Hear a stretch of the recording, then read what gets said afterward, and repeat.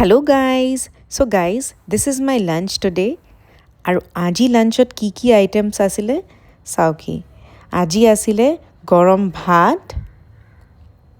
ইয়াৰ লৈ ললোঁ গৰম ভাত তাৰ লগত আছে পানীলাওৰ আগ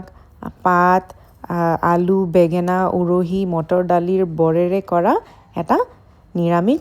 চব্জি আৰু এই চব্জিটো খাব বিৰাট টেষ্টি হয় এইটো চব্জি প্ৰায় আমাৰ ঘৰত বনোৱা হয় আমি সবেই খাই ভাল পাওঁ আৰু এয়া হ'ল স্যালাড একচুয়ালি ঠাণ্ডাৰ দিনকেইটাত স্যালাড ধনিয়া পাতৰ চাটনি বিলাহীৰ চাটনি মানে কিবা পিটিকা পুৰা বটা এইবিলাক নহ'লে নহয় খোৱাটো ইনকমপ্লিট যেন লাগে তো আজি আছিলে স্যালাড আজি ধনিয়া পাতৰ চাটনিটো নাছিলে বাৰু কিন্তু আছিলে এয়া ধনিয়া পাতৰ দীঘলকৈ কৰা ফ্ৰিটাৰ্ছ এইটো পিঠালেৰে বনোৱা হয় খুদা ভাতেৰে সানি খাব বিৰাট ভাল লাগে একদম মচমচীয়া হয় আৰু এয়া লগত আছিলে কলমি শাক মিছা মাছেৰে বনোৱা হৈছিলে তো এয়াই আছিল মোৰ আজি লাঞ্চ আপোনালোকে কিহেৰে আজি লাঞ্চ কৰিলে সেইটো জনাব কি